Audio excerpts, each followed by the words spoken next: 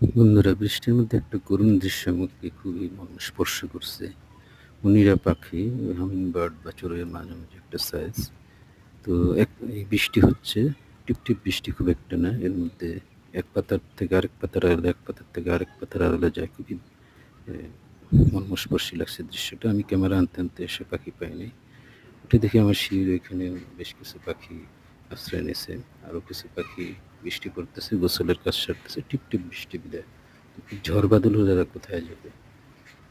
তারপরে যে হয়তো দেখতে পাবেন যে আমার এই নতুন যে চালাটা করা আছে ছাদের উপরে, সিঁড়ি রুমের, তো এখানে কিছু পাখি, ঘুঘু পাখি আর কি এরা। তো এরা খুব ভয় পায় মানুষদের। গেলে হ্যাঁ, ক্যামেরাটা ভালো মতো ধরতে উড়ে গেছে, আর তাছাড়া ভালো একটা শ্যুটও নিতে পারি নাই। কিন্তু কুকুর, বিড়াল বা অন্যান্য প্রাণী গৃহপালিত যেগুলো আছে, তাদের তো একটা অভিভাবক আছে, তাদের অভিভাবক নেই। সারা দেশ তাদের অভয়ারণ্য। এদের নিয়ে আমাদের আসলে ভাবা উচিত।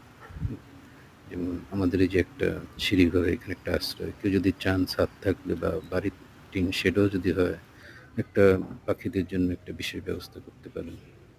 পাখিরা যাতে বৃষ্টি বাদলে আশ্রয় নিতে পারে, বেঁচে যায়। মানবতা যদি বলি,